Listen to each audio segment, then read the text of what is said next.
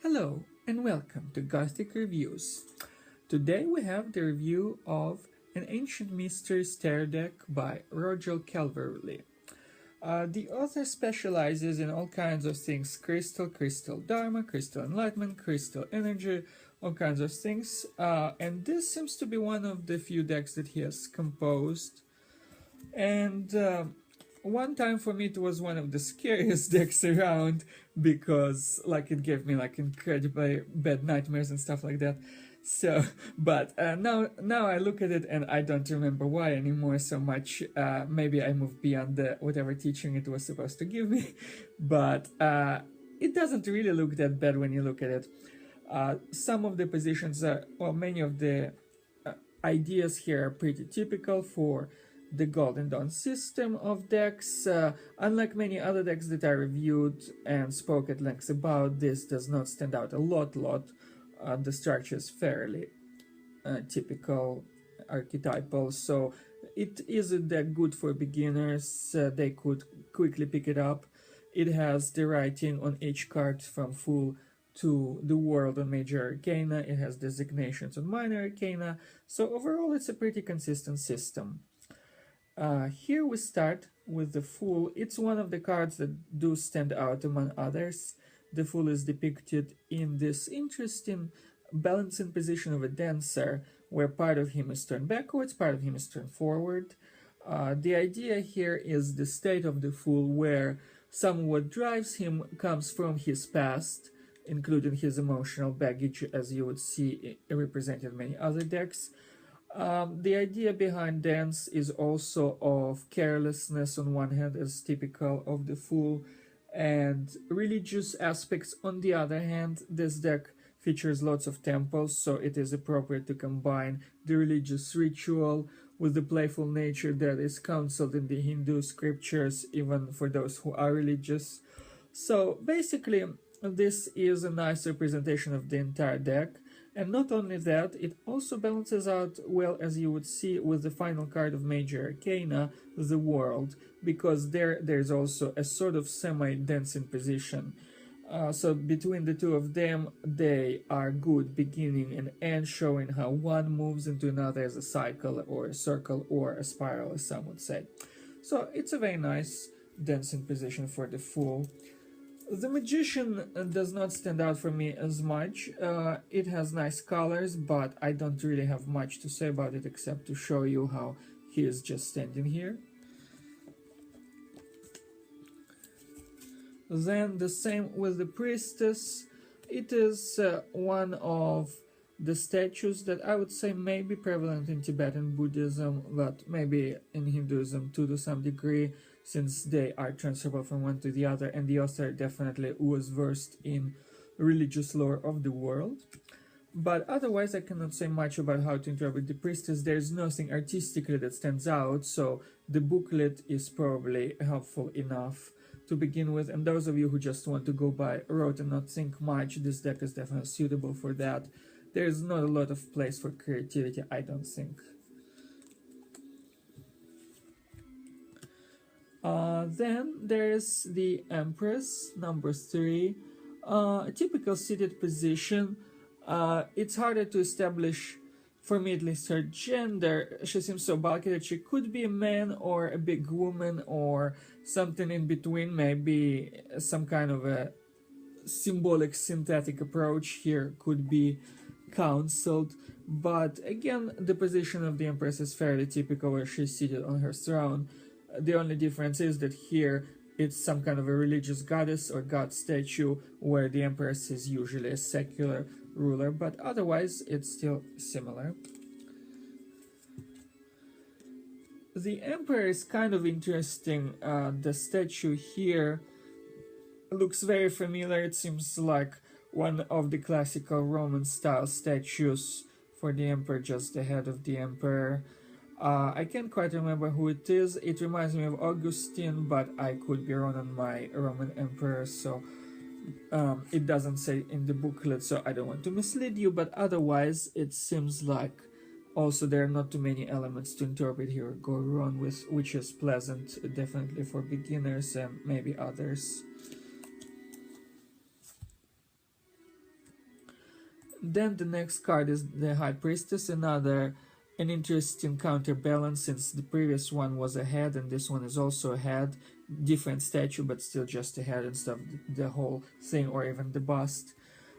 So it is nice as opposition to the other one, but in itself also doesn't feature many elements other than maybe it's semi-asleep, which could be significant for those of you who are versed in the ideas of dreaming and the dream yoga or all kinds of like Gnostic ideas from some Elven, or if you're into that. But otherwise you can just look and enjoy the artwork, and it doesn't have many elements to mislead you.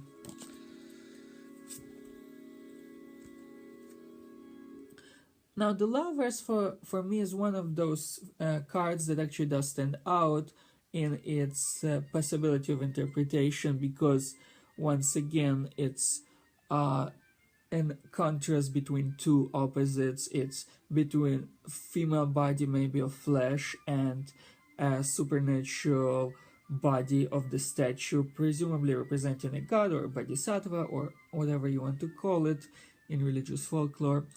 And the two of them are uneven, as is appropriate for the Lovers card. One is having the superior position.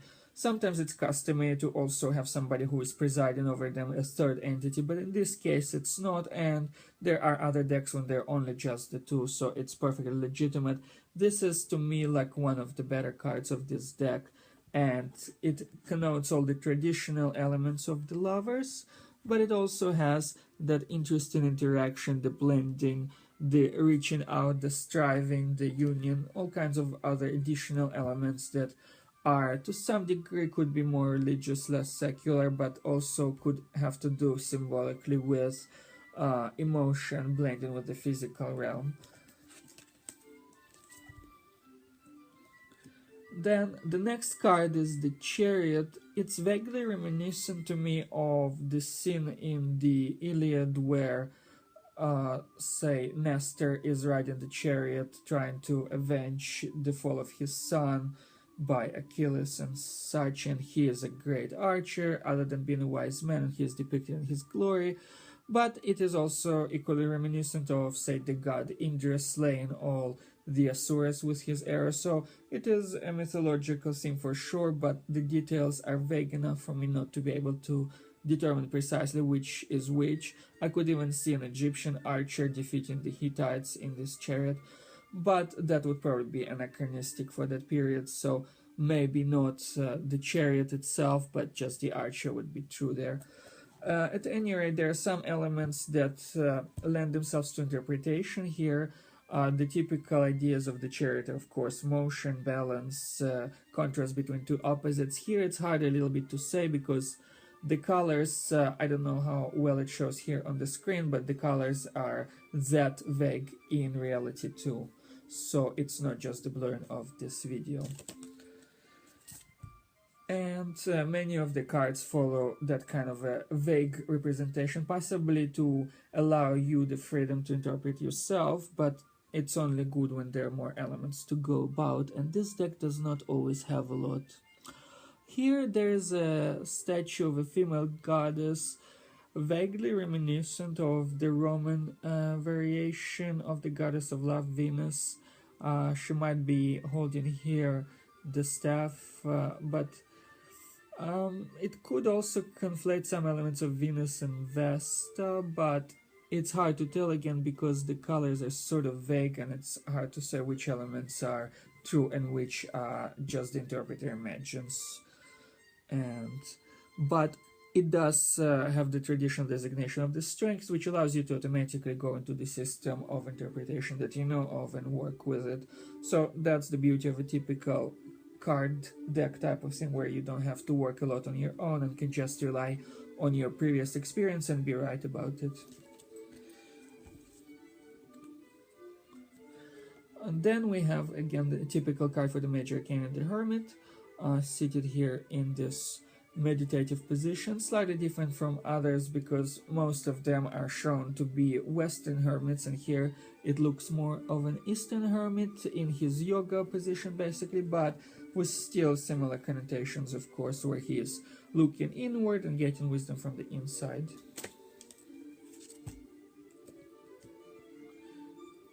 Then we have the wheel. The wheel is, again, it stands out among many other cards because it has this interesting emblem. The Eastern lore could call it a mandala that is designed to stimulate your imagination, to guide you in your visualizations of sacred space, of meditation, of yoga ideas. So, and it is all on the background of somebody who already does meditate, and it shows perfect balance. In Western lore, they usually show several forces pulling the wheel back and forth and opposing each other, but here, as is appropriate for a yogi or Zen master or whoever else from the Eastern lore, they are perfectly at equilibrium and don't need the contrast of the opposing forces. They are already still in themselves.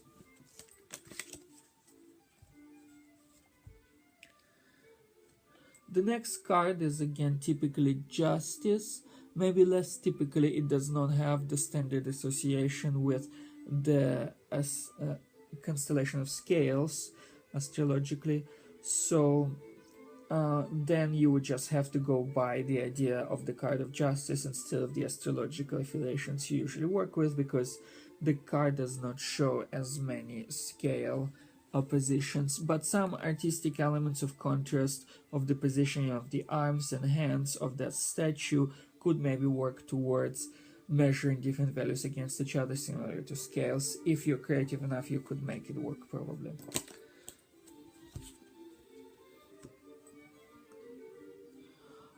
Then, of course, we have, well, I said of course, but in actuality, this card is called Prisoner instead of the Hangman. I'm just used, of course, to the traditional system, so I expect to find it, and there is no Hangman in here. Instead, there is the Prisoner, which is a different, actually, tag than many other decks will have you, in that it is less traditional. But then again, I cannot quite make it out. It seems like a face inside of a forest. Maybe it's captive, maybe it is sort of connecting the themes of justice in some decks where it is self-imprisonment. In others, the Hangman also has that idea of turning itself upside down, holding itself hostage to certain values. So here it might be a combination of the two typical Major Arcana cards into the one less typical. Here we have the card of Death. It is again less typical. There is no reaper, no cutting off, no harvesting, no act of reaping. It is just the head in itself. But it could be related to the concept of death, as in finishing off what doesn't belong, the less relevant part. So, but it doesn't have many elements to work with for contrast for different situations, so it could be a good basic reading for those who just start their journey. There is again less to be confused about.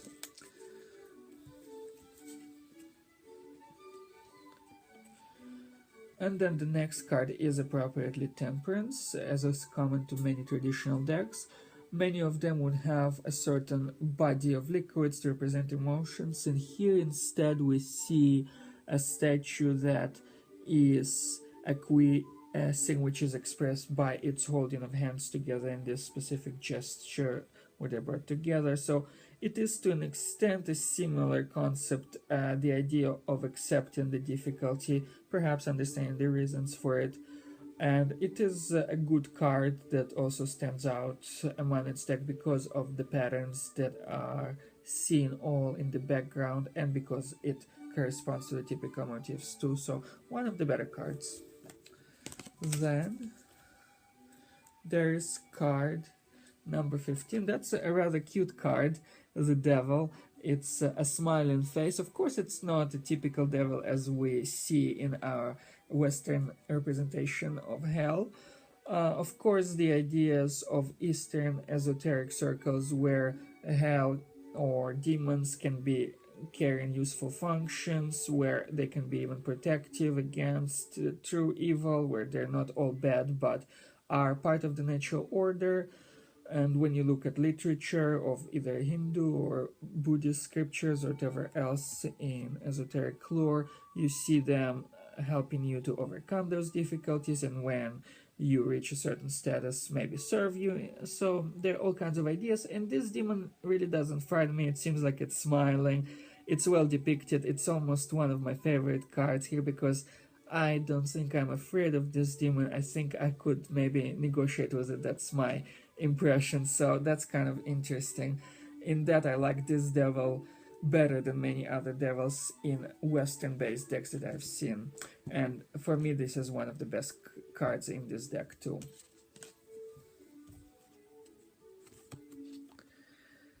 Okay, then we move to Tower.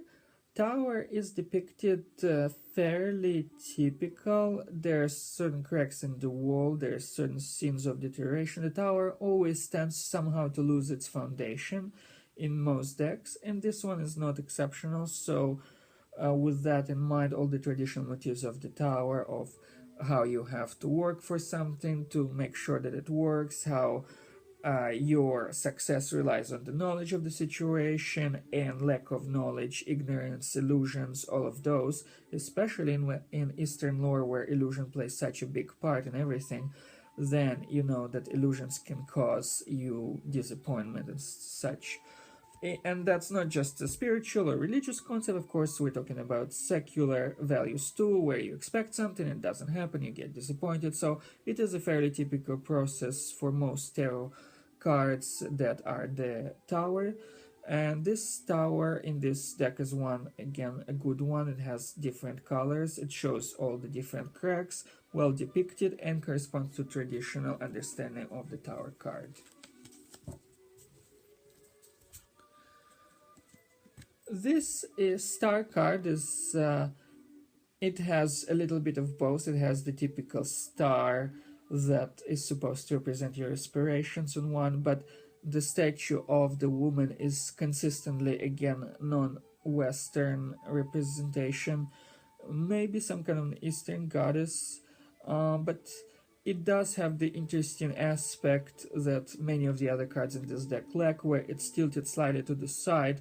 The angle of the head and the earring contrast with the shoulder create an interesting artistic opportunity to interpret different contrasts between aspirations, reality, and depending on the context, it can give all of us lots of fruitful ideas for interpretation. One of the better cards, even though it does appear as simple as many others, it is not quite, so it has more elements to work with.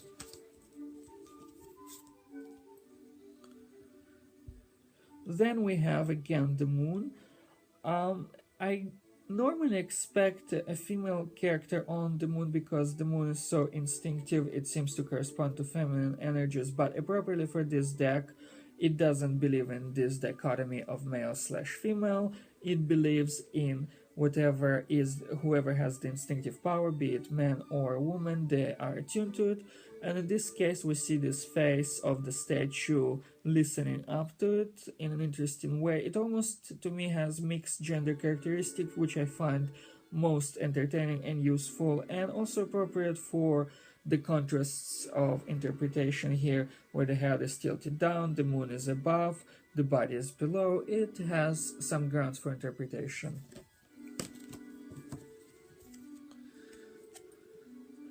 Then we have the sun.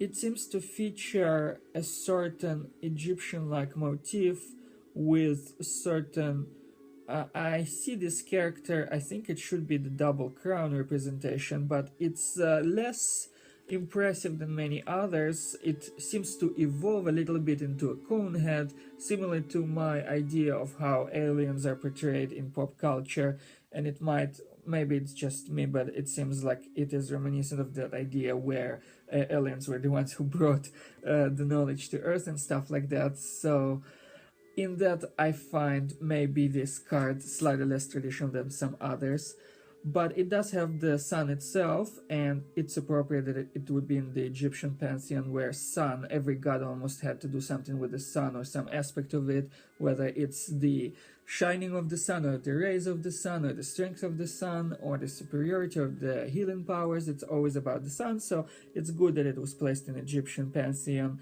and the great god Ra is represented here as the ideal. but the figure that is reaching for I respect maybe slightly less than the sun image itself with all of its rays. And nonetheless, that contrast between the statue below and the ideal of the sun above, between worshippers and the god, between different kinds of worshippers who are themselves are not equal to each other and have certain mixed characteristics of, again, both genders, and to an extent even lose their humanity. I like all of those elements, so this is overall a pleasing enough card.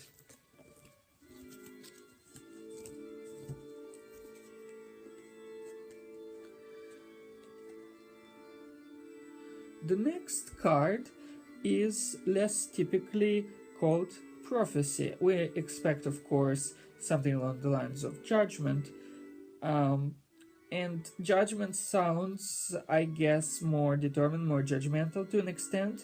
Maybe Judgment sounds more like Western lore, and Prophecy sounds more neutral, like Eastern lore, because some of the philosophies differ with the idea that judgment is something that everybody will be judged and stuff like that. It's severe, it has difficult, stern associations like a father that decides if you were a good or a bad boy or girl, where Prophecy is more neutral and it says that you do this, these are the results that you get.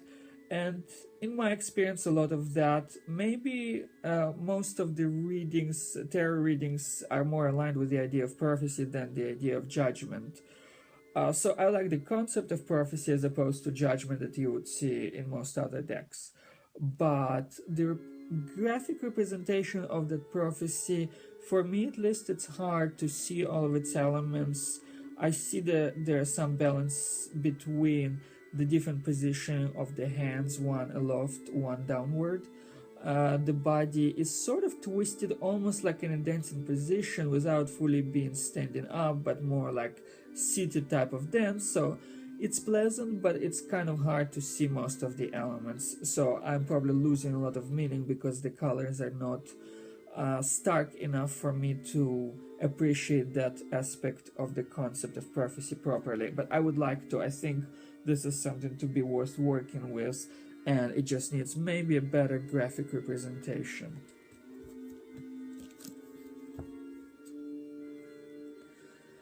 And finally, we have the world, as we would expect.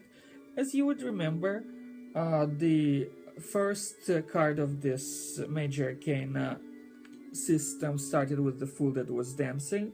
The world is also showing this dancer. Say the model for this kind of a dancer could be Lord Shiva in Eastern mythology, and where he is slightly unbalanced, but he's not looking backward as the fool, he is more looking forward, which is appropriate for the world because it's the completion of the journey and not the beginning of it. And his positioning is still unbalanced, so he has not lost the playful character, he has not lost his need for rituals, and that bodes well for him becoming the master, if we're talking symbolically in terms of the fool becoming the world at the end of the journey. I also like this green vine that envelops the world. It is shaped vaguely ovalish, which is reminiscent of the cosmic egg, and again shows those opposites of creation represented by the egg, destruction by Lord Shiva, who is the destroyer, or the transformer, as many New Age thinkers call him, possibly appropriately, because many types of death are transformation. And this is, again, to my mind, one of the better cards, because here there's a lot to go on. There's lots of different contrasts between positioning of the body, between the body and the vine that is reminding me of the cosmic egg, and the creation, destruction, cycles, contraction, expansion. All of those ideas can be found just in this card, and that makes it one of the best cards of the Major Arcana, and maybe one of the most appropriate to end on. So that was well done.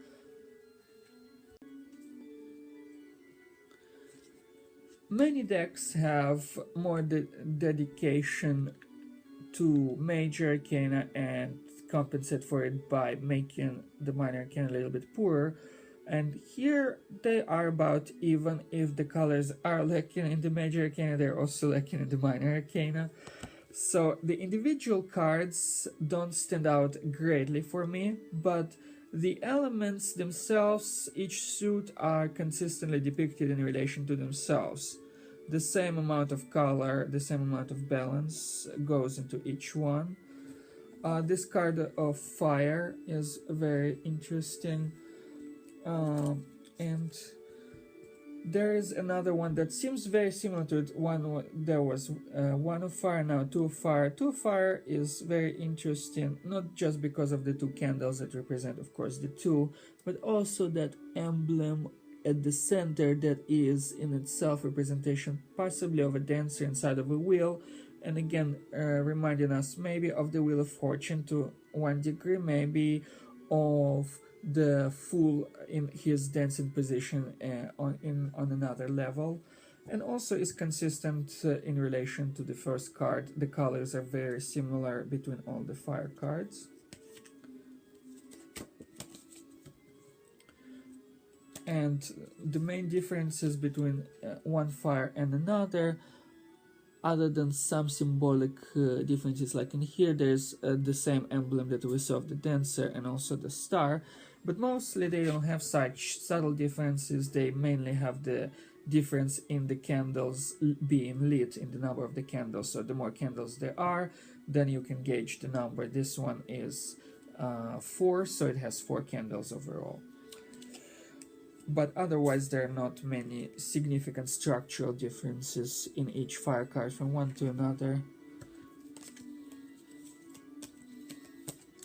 And it is interesting that the fire element here is mainly concentrated to an extent on an element of space itself as a naked space, and certain objects, discrete collection of objects where there's distance between them, they're separated each on their own, and together they blend into one entity. And all the fire cards are pursuing that theme consistently, so that's pleasant. None of them have a lot of color, but the background is still visible. Not a lot of room for interpretation, but some of them are more intense than others. This is an interesting one because this it's 9 of fire, and it has different colored candles on one, and it also has this head of, possibly I would call her an oriental witch. I don't know what she's supposed to be. There are no specific goddesses of magic that are just of magic in Hindu scriptures as far as I remember, but there are different aspects or avatars of the particular goddess, say Kali or Mahakali as the vanquisher of demons or something like that, or Durga. One of them could definitely be responsible for the aspect of witchcraft and represent it in Eastern lore. And here we see part of the body. There are no typical positions of her, though. There are no dancing, there's no skulls, no garland of skulls, no noose, no nothing. So little to go by. It is more like a hint than an actual representation of that goddess, I would say. But still, to my mind, it still reminds of a witchcraft, because this head of the old woman, a crone, seems wise, knowledgeable, has been through a lot, and I would, even if it was just a head in itself, I maybe would ask for an advice from her, like a perfect oracle that would not mislead me and knows a lot.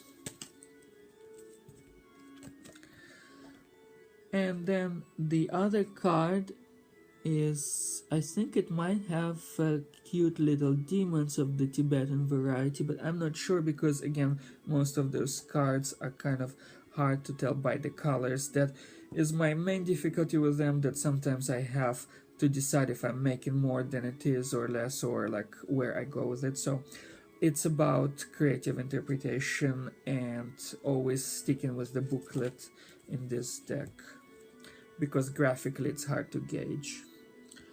And then we have another interesting King of Fire figure. It seems like it could be one of the gods. I don't remember the specific god portrayed a lot. It is vaguely reminiscent of some of the elements of Morgan, the god of war in Indian folklore. but don't quote me on that. It could be just a vague resemblance with the colors. I cannot tell for sure. And that has been the element of fire. So if fire was an element of discrete objects that were connected, that you could see the definition of space between them, then the next element, water, is slightly different. It has the contrast between a certain kind of a texture, a wall, a solidity of sorts that also has water spilling from it. And that in itself is interesting for the element as a whole, but with the colors the way they are, it's still kind of hard for me to interpret them individually. I can understand the point of it being on a single card, but the whole element doesn't seem to have a great variety other than in the number of the sources of water spilled. And the number indicates the number it plays also within the element. So for example, 5 of water has 5 spilling streams of water. Naturally, this is not a random connection, it is deliberate, but even so, it is hard to play with it artistically and graphically. But it does seem to follow the traditional associations of the Rider-Waite deck. So I'm showing you quickly all the water, and all of them have the same kind of contrast between water spilled and the solidity from which it is spilled. And the King of Water appears to be slightly different because normally we see lots of walls from which the water springs forth, and here it's an entire statue and the water is hard to see. There might be a waterfall somewhere in the background, but it's hard to gauge if that's true or just apparent. Then we have this element of air, and it has its own peculiarity, its own contrast. First we saw space in the first element of fire, then we saw the contrast between space and the water spilling forth. Here it's another contrast. It's where there is a wall, and then there is it in itself defines a space by the windows that are within the wall. And it is that opposition between the wall and the space that plays the crucial role here in interpretation. And of course, the traditional interpretations of this suit of air also apply. So the air here is that space that goes through the wall. That's how it's defined in this element, based on the inner consistency of this suit. And the only thing that varies is the amount of spaces allocated. So again, if it's 3 of air, it would have 3 spots for the air to flow through, and if it's 4, it would be 4, and so forth. Some of the shapes of the walls vary here, which is pleasant. It allows for enriching the interpretation slightly. Some of them are rectangular, but this one is less correct of a shape geometrically. It is more composite of several shapes, or the remainder of a perfect shape that was sort of like a remainder of a temple, if you will. I consider this card to be one of the best representations of air, but the other cards are harder to compare with this one because they're more simple shapes and not a lot to work with. And again, we see another rectangular shape, just like all the others before it, and another, and all of that is still the element of air, and its opposition between wall and space, between enclosure and freedom, limitation, boundary, and all other such values. The King of Air stands out a little. It's different because before, all the air featured some kind of an opening within a structure. Here we see the structure itself being the statue and no kind of opening within it, unless you consider the cavity of the eyes or the mouth, but that would be stretching it, I think, and the space more flows all around the statue, and that would be the contrast that we pay attention to, how much area of the air surrounds the head, the shoulders, and such. But it might not be the most ideal representation of this element. All the other cards were more consistent with this theme, and this it's supposed to be the sum total, so I expected maybe grander structure with more space, more openings for air, but I didn't find it here, and it seems to me less consistent. And of course, the final element is that of air, earth, I mean, and the significance of earth here is a little different than the others, where before we had different contrast. Here it's more like there's still the wall, the fundamental material from which all things are built, the building block, and then we see what can be done with the wall. First, here there are all kinds of faces on the wall for one, or there are different walls altogether. So to an extent, this element of earth combines all the other ideas from other elements before, which is a nice material representation of the air as is perceived in both types of lore, Eastern and Western, where the earth is that final stage of material where before first it's created, manifested, brought into existence, and now it's finally taken a material shape. So it's kind of an evolutionary idea of the elements, and that is appropriate. You would see that depicted in many decks in different ways. This one is not the most popular one, but it's definitely legitimate based on this theory of the elements.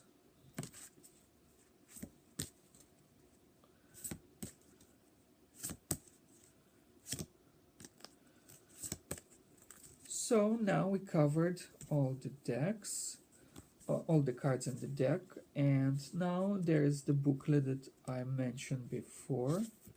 It shows you certain interpretations here. Ancient Mystery Tarot deck by Roger Calvary, and it is a small one. It has several languages, I believe, which some of them I can read and some I cannot. Sometimes it's kind of nice to have a deck in several languages because you start picking up different words. I started remembering the Fool, the Magician in Spanish and other languages occasionally. But that's about it. So that has been our review of the Ancient Mysteries Tarot deck by Roger Calvary from the Batweb Gothic Reviews.